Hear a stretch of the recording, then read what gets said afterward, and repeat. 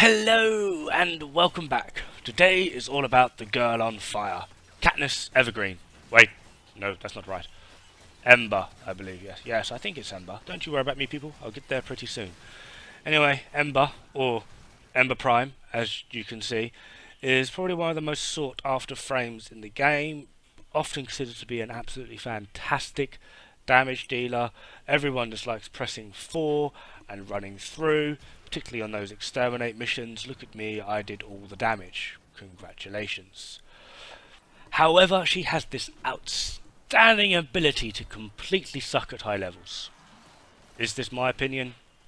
Sadly not. It's actually quite a lot of people's opinions, particularly some of the more influential people within Warframe. Once you get to about level 60-ish, she really does start to die down, and once you got to level 100, World on Fire basically becomes a distraction. You rely on the stats chance to set them on fire so you can not die,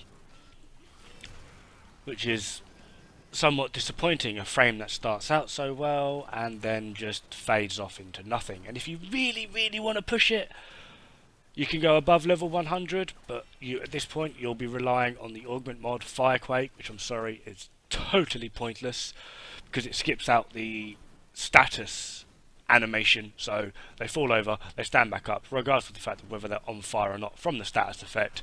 They skip that out and they just go back to shooting you.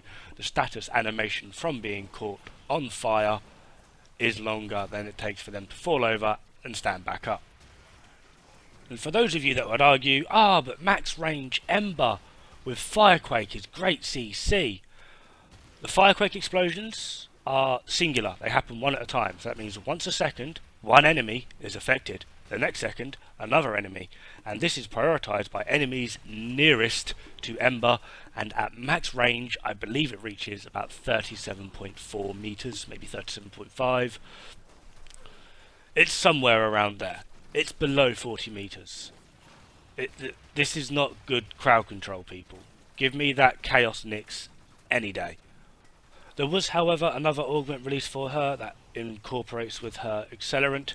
If anything, I would say go with this one, because I can't remember the precise details about it, but I know it does increase your casting speed, which would be useful for something like Ember. I do find her a very cumbersome and slow frame. So just in case you haven't realised by now, I've sped my Ember's slow but glorious ass up by using Rush. This allows me to use the hit and run technique, which I find suits Ember best. Sort of run in, let them get hit by World on Fire a bit, spam accelerant a few times, get the damage multiplier going, run out, wait for them to stop dancing, run back in the second time they start dancing or panicking, give them a few shots to the head with Fake or Heck. This here, what I'm showing now, is a level 145 Corrupted Heavy Gunner. And in case you can't see, World on Fire is doing 2/5 of sod all. I'm literally relying on it to keep the darn thing busy so it doesn't shoot me. The build: Corrosive Projection, Power Drift, Transient Fortitude, Fleeting Expertise, Prime Flow, Streamline, Rush, Intensify, Prime Continuity and Vitality. And the second build, there's not much difference. Just instead of Vitality it's Armed with Agility, and instead of Rush it's Stretch. Depends if you want to play with the range or not. Stat wise they're pretty much identical, just one has more range than the other. You may notice the World on Fire damage is at 800. And the damage multiplier of accelerant, well mainly it's just the heat damage, is at times 5, which is very useful.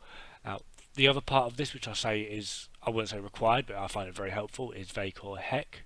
I've got a 47.5 critical chance, 4.2 critical multiplier, and I've got every heat mod on there. You might notice I'm doing over 7,000 heat. So adding in that with the critical multiplier and then the multiplier of accelerant, that's quite a lot of damage.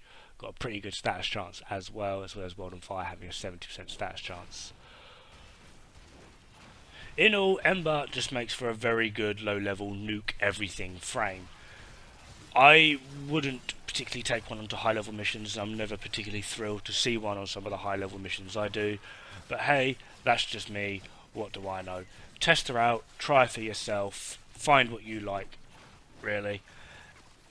Anyway, that's me. Thank you very much for watching. Don't forget to like and subscribe, and I'll see you next time.